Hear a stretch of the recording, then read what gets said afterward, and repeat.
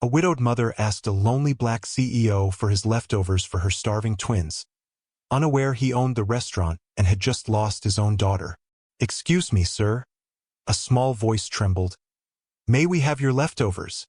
The pounding rain hammered against the ornate, floor-to-ceiling windows of the restaurant, each drop a tiny, desperate fist against the gleaming glass. Lightning splintered the bruised twilight sky, momentarily illuminating the cavernous dining room in a sterile, ghostly white before plunging it back into the carefully curated amber hue of polished wood and flickering table lamps. Julian Vance sat alone at a table for four, the crisp white linen a stark, empty landscape around his single plate of barely touched food, his reflection a haunted silhouette in the rain-streaked darkness beyond the pane. The relentless drumming of the storm was a familiar symphony, a soundtrack to the sterile silence that had become his life since the world had cracked open and swallowed everything he loved. He did not hear the soft, hesitant footsteps approaching his table over the storm's fury and the quiet clinking of distant silverware. He felt nothing but the biting cold that seemed to emanate from the hollow space in his own chest, a cold that no amount of wealth or warmth from a fireplace could ever touch. He was frozen. It was the voice, small and fragile as a bird's wing, that finally pierced the heavy fog of his grief. "Excuse me, sir."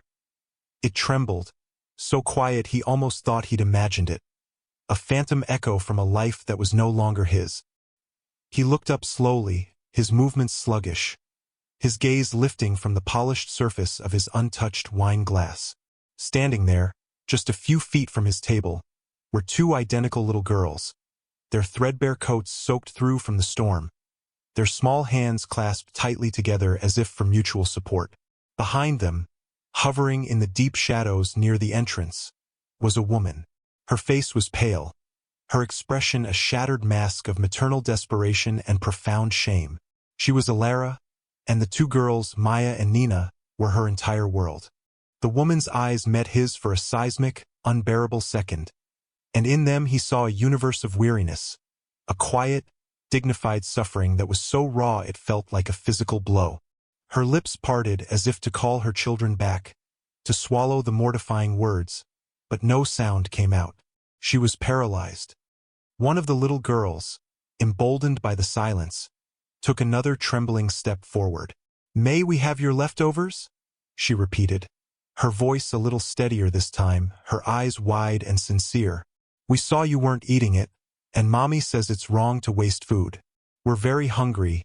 The words were innocent, a pure and simple statement of fact, yet they landed in the cavernous silence of Julian's heart with the force of a physical impact. Leftovers. They were asking for his scraps. He looked from their small, gaunt faces to the expensive, artfully arranged meal before him, a meal he couldn't even bring himself to taste. He saw their worn shoes, the way their cheap coats were no match for the biting cold of the night. Then his gaze lifted again, past the children, to the woman in the shadows, to the mother. Her eyes, they were the color of warm honey, but they were glistening with unspoken tears, hollowed out by a pain he recognized with a soul-deep certainty. They were the eyes of someone who had lost everything but was still standing, held together by nothing more than a fierce, unwavering love. They were the eyes of a person fighting a war in a world that had long since forgotten she existed. They were so much like his own. He was staring into a mirror of his own shattered soul. The silence deepened. Alara finally found her voice, a choked, desperate whisper that barely carried across the room. "Girls, come back here. Now. I am so sorry, sir." So incredibly sorry, she rushed forward, her movements frantic, and gently took each of her daughters by the shoulder, pulling them back from the table. Her face was flushed with a hot, painful shame. She wouldn't look at him now, her gaze fixed on the polished marble floor as if it held the answer to her unbearable situation. "They shouldn't have bothered you." "We'll go," she began to turn, her slim frame trembling, her only thought to vanish, to take her hunger and her children and her shame and disappear back into the storm that had spat them out. But Julian's voice, rough from disuse, cracked through the air. It was the first time he'd spoken to a stranger in months. "Wait." The word was quiet, but it had a commanding weight that made her freeze. He slowly pushed his chair back, the sound echoing in the hushed restaurant. He stood, a tall, imposing figure in an impeccably tailored suit that seemed at odds with the raw, haunted look in his eyes. He looked at the twins, then back at their mother, and for the first time in a year, a feeling other than numb grief stirred within him. It was something fragile and foreign. It was awe. He saw not beggars, but a mother teaching her children not to waste, a family clinging to dignity in the face of abject poverty. He saw a quiet strength that shamed his own retreat from the world. He didn't know it yet, but this moment would change everything. Alara's heart thudded wildly in her chest, a frantic bird beating against the cage of her ribs. The man was standing now, his tall frame casting a long shadow over their small family, and she braced herself for the inevitable rebuke, the cold dismissal she so richly deserved for allowing her children to accost a wealthy patron. She kept her eyes downcast, unable to face the judgment she was sure she would see in his. Instead, a gentle rustling sound reached her ears, the sound of movement, not of anger. When she finally dared to lift her gaze, she saw he wasn't looking at her with contempt.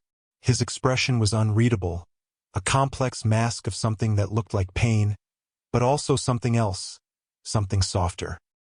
He was looking at Maya and Nina, and his eyes, which had seemed so hollow and distant before, now held a tender, shimmering light. He gestured back toward the table, his hand steady and sure. "Please," he said, his voice a low rumble that was surprisingly soft. "Sit. The food is untouched. I've lost my appetite." He did not offer explanation. The unspoken truth hung in the air between them, a shared understanding of loss that needed no words. Alara faltered, her mind reeling. She had expected to be thrown out, to be humiliated. She had not expected this quiet, dignified invitation. It was a kindness so unexpected it felt like a dream. She watched, stunned into silence, as the man spoke quietly to a passing waiter. Within moments, the waiter was boxing up not just the untouched steak and vegetables from his plate, but ordering fresh rolls, 2 steaming bowls of soup, and even 3 decadent slices of chocolate cake to be packed away as well. The scent of warm bread filled the air, a cruel temptation that made the girls' stomachs ache with a hunger that was now painfully acute. Julian turned back to her, ignoring the curious glances they were now receiving from other diners. He saw only her, this fragile, strong woman, and her 2 children who looked at him with wide, innocent eyes. He saw the ghost of his own daughter, a phantom that was always just at the edge of his vision, and for a fleeting moment, the unbearable weight in his chest lessened, replaced by a profound, urgent need to protect this small, desperate family, to shield them from the storm both outside and within. The waiter returned with several heavy bags, the warmth radiating from them a stark contrast to the biting cold that still clung to Alara's soaked coat. Julian took the bags, his movements deliberate and calm. He held them out to her. She stared at the bags, then at his face, her disbelief warring with the undeniable reality of the offering. I can't," she whispered, the words catching in her throat. "I have nothing to pay you with." She fumbled in the pocket of her worn coat, her trembling fingers searching for the few crumpled bills she had left in the world. It was her emergency money, the last $23 she had, meant for a bus fare to a job interview she would probably never get. It wasn't enough for a single glass of water in this establishment, let alone a feast. But her pride, the last tattered remnant of her former life, demanded she make the offer. She pulled out the money, holding it out to him on a shaking palm. "Please," she insisted, her voice cracking. "Take this. It's all I have, but you must take it." This was the moment. This was the act that sealed her fate and his. The sight of that selfless offering, the last of her money for a meal she had begged for, splintered something deep inside Julian. His carefully constructed wall of cynical grief, built brick by painful brick over the past year, crumbled into dust. He saw a purity, a sincere and gentle goodness he no longer believed existed in the world. He gently closed her fingers back over the crumpled bills, his touch surprisingly warm. "No," he said, his voice thick with an unspoken emotion. "Your dignity is payment enough." He pressed the bags into her other hand. "Please, just take it." He then reached into his own pocket, pulled out his wallet, and extracted several crisp $100 bills, pressing them into her hand along with her own money. "For the bus," he said, his voice soft, anticipating her protest. "And for tomorrow," Elara gasped, her eyes flying to his, wide with shock. The sheer amount of money was staggering, a fortune to a woman who counted her life in single dollars. "I can't possibly," she began, but he was already turning away, his shoulders tense as if he were fighting a powerful internal battle. "Go home," he said, his back to her now. "Get your children out of the cold," and with that, he walked toward the exit without a backward glance, disappearing into the relentless, hammering rain. Elara was left standing there, clutching the warm bags and the impossible sum of money, her heart a wild cacophony of relief, disbelief, and a strange, hollow ache. He was gone. The soft click of her apartment door closing echoed in the sterile silence of the small, threadbare room. The warmth from the food bags was a temporary illusion, a fleeting promise against the persistent, biting cold that seemed to seep through the very walls. Maya and Nina, usually so full of life, were quiet, their small faces pale and weary as they sat at the small, wobbly kitchen table, watching their mother with a solemnity that did not belong on children so young. Elara moved as if in a trance, her hands trembling as she unpacked the feast onto their mismatched plates. The rich aroma of roasted meat and warm bread filled the air, a scent of prosperity and comfort that felt alien in this space defined by lack. She watched her daughters eat, their initial polite bites quickly giving way to a raw, desperate hunger that broke her heart.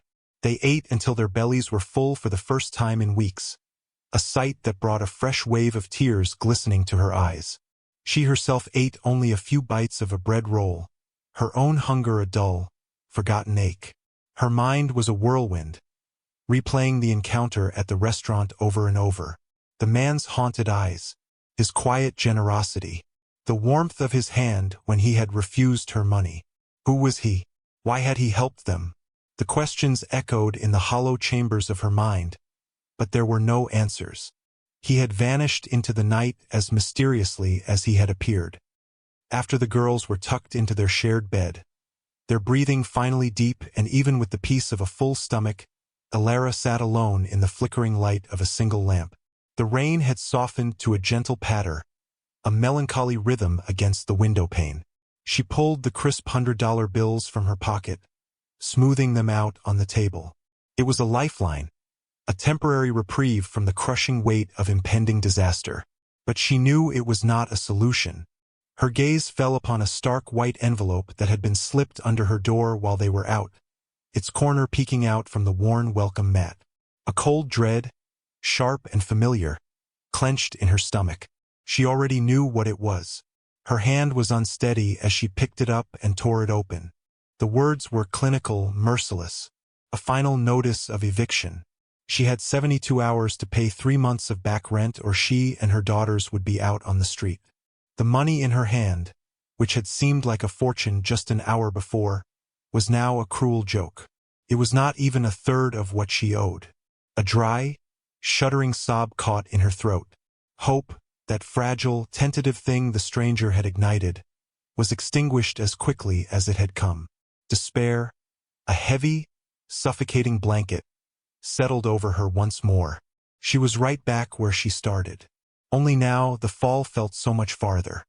Miles away, in a stately penthouse that overlooked the glittering, rain-washed city, Julian Vance stood before a wall of glass, the city lights a blur of cold, distant stars. The encounter had reawakened him, shaking him from the stupor of his grief. The image of the woman's face, her dignity, her desperation, was burned into his mind. The feel of her children's innocent gaze was a brand on his soul. He had fled the restaurant because the sudden, seismic surge of emotion had been too much to bear. It felt like a betrayal to his wife, to his daughter, to feel anything at all. But as he stood there, the silence of his cavernous apartment pressing in on him, he realized it wasn't a betrayal. It was a sign. For the first time in a year, he felt a flicker of purpose. He had spent a year drowning in a sea of wealth that meant nothing, surrounded by luxury that felt like a punishment. He had power, resources, the ability to move mountains, and he had let it all lie dormant. No more. A quiet resolve hardened within him. He would not let that woman and her children suffer. He would not let their quiet strength be crushed by a world that was indifferent to their struggle. He turned from the window, his movements now crisp and decisive. He crossed the polished marble floor to his sleek, minimalist desk and picked up the phone. His voice, when he spoke to his head of security, was calm, but held an undeniable, commanding edge. "I need you to find someone for me," he said, the words clear and unwavering in the soft hush of the room. "A woman and her 2 young daughters. They were at the Sovereign Grill tonight. I don't have a name. Just find them. A new journey had begun." The next 48 hours were a blur of quiet desperation for Alara. She called every social services number she could find, only to be met with automated recordings and promises of callbacks that never came. She sold her last piece of valuable jewelry, a delicate locket from her grandmother, for a pittance. It was still not enough. The eviction deadline loomed, a guillotine hanging over her family's future. She packed their few belongings into worn cardboard boxes, her movements slow and heavy, her heart a leaden weight in her chest. She explained to the girls that they were going on an adventure, a lie that tasted like ash in her mouth. They were too young to understand the terror of homelessness, and she would protect their innocence for as long as she could. On the morning of the eviction, she awoke to a strange silence. There was no sound from the hallway, no heavy footsteps of the landlord coming to change the locks. She waited, her body tense with dread, for the inevitable, forceful knock on the door. It never came. Around noon, a crisp, official-looking envelope was slipped under her door. It was not from the landlord. It was from a housing charity she had never heard of, the Seraphim Foundation. With trembling fingers, she opened it. The letter stated that an anonymous benefactor, moved by stories of single mothers in her district, had cleared her entire rental debt. Furthermore, her rent was paid in full for the next 6 months. Alara read the letter once, then twice, then a third time. The words swam before her eyes, blurring into an incomprehensible miracle. It was impossible. A mistake. She sank to her knees, the letter clutched in her hand, and for the first time since her husband had left, she wept. She cried tears of raw, cathartic relief, great, shuddering sobs that shook her entire body. It was a rescue so complete, so utterly unexpected. It felt like divine intervention. That afternoon, another miracle arrived. A delivery truck pulled up outside her building, and 2 men carried box after box of groceries into her small apartment. Fresh fruit, vegetables, meat, milk, everything a growing child could need. There was also a large box filled with new clothes for the girls, warm winter coats, sturdy boots, and soft pajamas. Tucked inside one of the bags was a simple note, printed in elegant, block letters. It read, "A little help for a new beginning." From a well-wisher, there was no name, no explanation. Just this overwhelming, anonymous wave of kindness. Alara felt a profound sense of disbelief. It was too much, too perfect. A tiny, insistent thought began to form in her mind, a connection she hardly dared to make. The man from the restaurant, the haunted eyes, the quiet generosity. Could it be him? The idea was preposterous, a fantasy born of desperation. He was a stranger, a fleeting moment of kindness in a sea of hardship. And yet, she couldn't shake the feeling. She didn't know that miles away, Julian Vance was watching the delivery confirmation appear on his computer screen. A small, sad smile touching his lips for the first time in a year. The quiet observation had begun. He was her hidden savior. A week later, feeling the first stirrings of hope she had known in years, Alara took the girls to the city park. The sun was out, a pale, watery gold that still held the promise of warmth, and the air was crisp and clean. Dressed in their new coats, Maya and Nina chased pigeons with squeals of delight, their laughter echoing in the open air. Alara watched them from a park bench, a thermos of hot tea warming her hands, a genuine, gentle smile on her face. She felt lighter, The crushing weight of survival momentarily lifted. It was then that she saw him. He was sitting on a bench across the way, throwing breadcrumbs to the birds, dressed not in a sharp suit, but in a simple sweater and jeans. He looked less like a powerful businessman and more like a lonely university professor. It was the man from the restaurant. Her heart gave a sudden, sharp leap.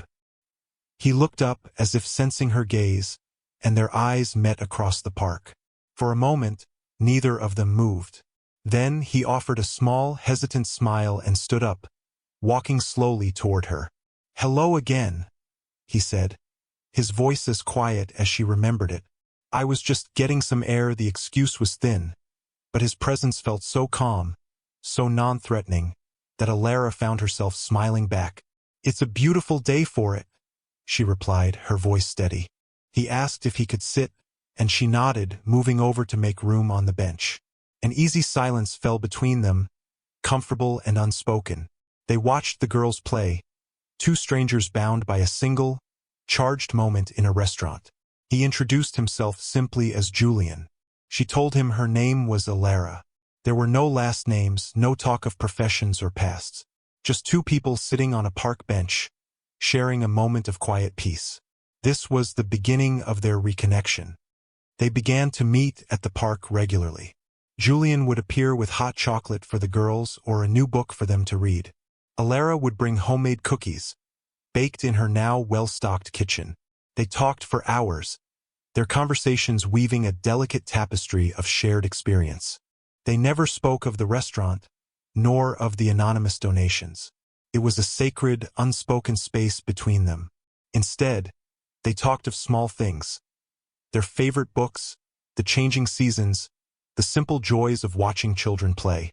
But beneath the surface of these simple conversations, a profound bond was forming, a connection forged in the crucible of their individual sorrows. One crisp autumn afternoon, as the leaves fell around them in a cascade of gold and red, the conversation turned deeper. They were in a quiet corner of the park, the girls busy building a fort of fallen leaves. The amber hue of the setting sun cast long shadows on the ground. Julian was quiet for a long time, his gaze distant, fixed on a memory only he could see. "I had a daughter," he said suddenly, his voice thick and raw. "Her name was Lily." She would have been about their age. Alara froze, her heart clenching in sympathy. She listened, her eyes unwavering, as he spoke of his wife and child, of the car accident a year ago that had stolen them from him in an instant. He spoke of the sterile silence of his home, of the unbearable weight of living in a world they no longer inhabited. He did not cry, but his voice cracked, splintered by a grief that was still so fresh, so profound. Alara did not offer empty platitudes or tell him it would get better. She simply listened, her presence a steady, compassionate anchor in the storm of his memory. She saw the man behind the wealth, the grieving father and husband, and her heart ached for him. When he finished, a heavy silence fell between them. She reached into her bag and poured him a cup of the hot tea she had brought, pressing the warm cup into his cold hands. It was a simple, tender gesture, an act of comfort that said more than words ever could. Then, in the soft hush of the twilight, she shared her own story. She told him of the husband who had walked out when she told him she was pregnant with twins, of the crushing loneliness and the constant struggle to make ends meet, of the fear and the shame and the quiet resolve that kept her going for the sake of her children. She spoke of her own shattered dreams, of the life she had once imagined for herself.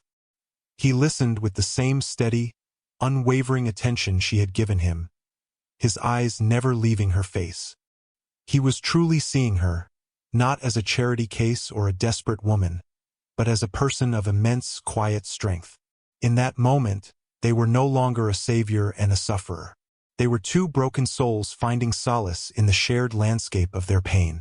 As darkness fell and it was time to go, Julian placed a gentle hand on her shoulder. The touch was brief, non-romantic, but it sent a jolt of warmth through her. It was a promise of safety, of understanding. A bond had been forged, unspoken and undeniable. They were healing each other. To celebrate Alara landing a promising new job interview at an art gallery, Julian insisted on taking her and the girls out for a proper dinner. He chose, with a sense of poetic justice, the Sovereign Grill, the very place their story had begun. This time they did not hover in the shadows. Julian had booked the best table, and they were greeted with a deference that left Alara feeling slightly dizzy. The girls, dressed in new dresses Julian had gifted them, looked around in wide-eyed wonder. Everything felt different, full of hope and possibility. But the past had a way of lingering in the shadows. Seated at a nearby table was a woman with a face like polished marble and eyes as cold as a winter frost. Her name was Beatrice Vance, Julian's former mother-in-law, a woman who had never forgiven him for surviving the accident that had claimed her daughter. She watched their happy group with a simmering, venomous resentment. She had been there that rainy night weeks ago and had witnessed Alara's desperate plea for leftovers, a scene she had recounted with cruel relish to her circle of wealthy friends. Seeing Alara now, seated at Julian's table, dressed well and laughing, ignited a vicious spark of fury within her. This was the moment the antagonist, the foil, had been waiting for. Beatrice rose from her table, a sleek predator, and glided towards them. The restaurant manager, a man named Mr. Abernathy who prided himself on maintaining an exclusive atmosphere, saw her approach and hurried over, a nervous expression on his face. Beatrice ignored him, her cold eyes fixed on Alara. "Well, well," she began, her voice dripping with condescending sweetness, loud enough for the surrounding tables to hear. "It seems some people move up in the world very quickly. Weren't you the one begging for scraps in this very restaurant just a few weeks ago?" A sharp gasp rippled through the nearby diners. All conversation ceased. Alara's face went white, the color draining from her cheeks as if she'd been struck. The memory of her humiliation, which she had tried so hard to bury, came rushing back. She felt the stares of everyone in the room, hot and piercing. She looked at Maya and Nina, who had stopped eating, their small faces filled with confusion and fear. She remained dignified, her back straight, but her hands trembled in her lap. She was trapped, overwhelmed, with nowhere to hide. Mr. Abernathy, eager to placate a powerful patron like Beatrice, stepped forward. "Ma'am," he said to Alara, his voice oozing false concern but edged with steel. "Perhaps this isn't the right establishment for you. We have a certain clientele to consider." He was asking her to leave. The public humiliation was complete. But then, a calm, commanding voice cut through the tense silence. "She is exactly where she belongs." Julian, who had been momentarily frozen by the sheer audacity of the attack, slowly rose to his feet. His entrance was not loud or aggressive, but the shift in atmosphere was seismic. He seemed to grow taller, his quiet, friendly demeanor replaced by an aura of immense, coiled power. The air crackled around him. He turned his gaze first to the sniveling manager. "Mr. Abernathy," he said, his voice dangerously quiet, "you seem to be under a misapprehension as to who your clientele is." He then fixed his unwavering, ice-cold gaze on Beatrice. "And you, Beatrice, you will not speak to her that way. Not now. Not ever." Beatrice scoffed, emboldened by her perceived social standing. "And who are you to tell me what to do? My daughter married you, and you led her to her death. Now you bring this beggar into our world." This was the catalyst for the grand revelation. Julian's expression did not change, but a muscle tightened in his jaw. "This woman," he began, his voice ringing with a clarity that commanded the attention of the entire restaurant, "showed more grace and dignity in her moment of deepest desperation than you have shown in your entire life of privilege." He took a step closer, placing a protective hand on Alara's shoulder. "You see her as a beggar. I see her as the person who reminded me that goodness still exists in this world. The person who saved me from myself." He paused, letting the words sink in, then delivered the final, devastating blow. He looked from Beatrice's stunned face to the terrified manager. "You asked who I am to tell you what to do in this establishment, Beatrice. That's a fair question." He looked around the opulent room, his gaze sweeping over every polished table, every crystal glass. "I am Julian Vance, And I own this restaurant. In fact, I own the entire international hotel group it belongs to. Total silence. The revelation landed like a thunderclap in the suddenly silent dining room. Beatrice's face, once a mask of cruel confidence, crumpled into shocked disbelief. The manager, Mr. Abernathy, turned a ghastly shade of pale, his mouth opening and closing like a fish out of water. The power dynamic had not just shifted, it had been completely inverted. Julian's quiet, commanding presence now filled the entire space. He was no longer just a man at a table. He was the master of this domain, and everyone in it was subject to his judgment. He squeezed Alara's shoulder gently, a silent message of reassurance, before turning his full, chilling attention back to the manager. "Mr. Abernathy," he said, his voice level but laced with steel, "you will escort Mrs. Vance out of my establishment. Then you will go to your office, clear out your desk, and await your final severance package. You are fired." The manager began to stammer, to apologize, but Julian simply held up a hand, and the man fell silent. His authority was absolute, undeniable. Defeated, Abernathy gestured stiffly for Beatrice to leave. She shot one last, venomous look at Alara before allowing herself to be led away, her public humiliation far more profound than the one she had tried to inflict. The ordeal was over. Julian turned back to the table. The surrounding diners quickly averted their eyes, pretending to be engrossed in their meals, though the air was still thick with the aftermath of the confrontation. Alara was staring at him, her honey-colored eyes wide with a mixture of shock, gratitude, and utter confusion. You own this place?" she whispered, the words barely audible. Maya and Nina were looking from their mother to Julian, their small faces reflecting the tension they didn't fully understand. Julian's expression softened as he looked at them. The commanding CEO vanished, replaced once more by the gentle, grieving man she had come to know. "Let's get you home," he said softly. He settled the bill with a silent gesture to a trembling waiter and then led his small, precious group out of the restaurant and into the cool, quiet night. The drive back to Alara's apartment was silent, but it was a silence filled with unspoken questions. When they arrived, he walked them to their door. The girls, exhausted by the emotional roller coaster of the evening, hugged him good night before hurrying inside. Alara and Julian were left standing in the quiet hallway, the air between them charged with everything that had been revealed and everything that still hadn't been said. This was the moment of resolution, the time for the final confession.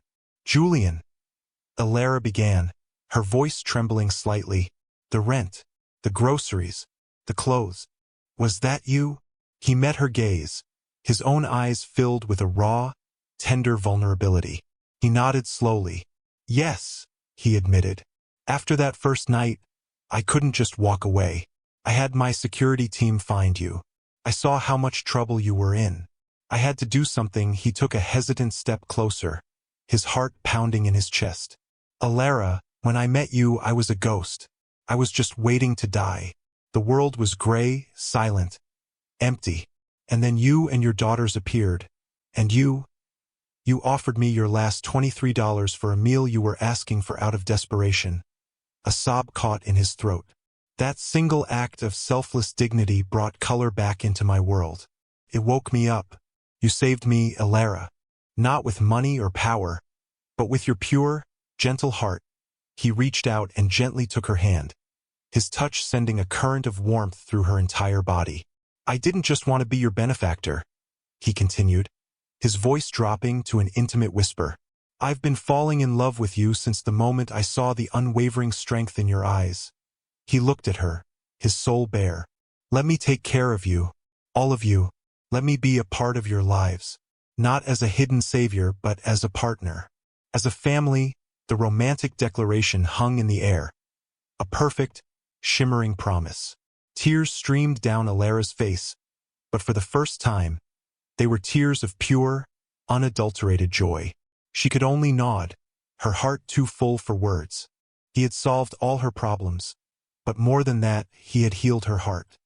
1 year later, The golden glow of late afternoon sun streamed through the large bay window of a stately but warm and inviting home, illuminating the dust motes dancing in the air like tiny, joyful sprites.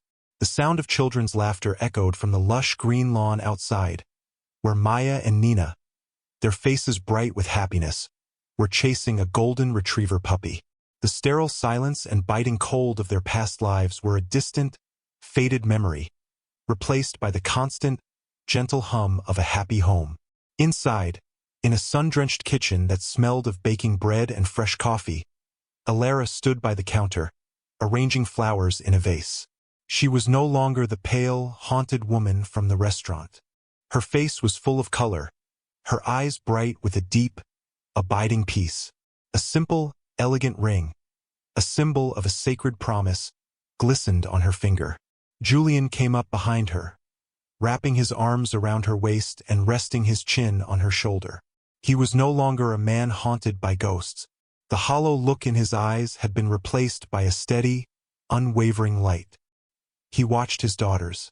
He had legally adopted them weeks ago, and the word "our daughters" felt as natural as breathing, and a profound sense of gratitude washed over him. He had found his way back to life, guided by the quiet dignity of this incredible woman. "What are you thinking about?" Alara asked softly, leaning back into his embrace. He kissed the top of her head. "I was just thinking," he whispered, his voice thick with emotion, "that sometimes the most profound treasures are found when you're not looking for them at all, and that sometimes the best thing you can do with leftovers is give them to someone who will turn them into a feast of a lifetime." Alara turned in his arms, her eyes shimmering with love. They had built a new life from the shattered pieces of their old ones, a life of security, hope, and a deep, cathartic love. They were home. This story is a fable, a reminder that in a world that often feels transactional and cold, a single act of selfless kindness can cause ripples that change lives forever. It is a testament to the idea that true wealth is not measured in dollars, but in the courage to remain dignified in desperation and the compassion to see the humanity in a stranger's eyes. Alara's unwavering virtue and Julian's reawakened heart created a bond that healed two broken families and forged them into one, proving that the most profound salvation often comes not from a grand gesture, but from a quiet, sincere connection that says, "I see you." If this story touched your heart and reaffirmed your faith in the power of kindness and second chances, please let it be a beacon of hope for you. We believe that stories have the power to heal, to connect, and to remind us of the goodness that exists in the world, often hidden in plain sight, waiting for a moment of connection to be revealed. For more soul-stirring tales of love, redemption, and the incredible strength of the human spirit, we invite you to like, share, and subscribe to Soulful Love Tales. Your support helps us continue to create and share these heartwarming and inspiring stories with the world. We'll see you in the next one.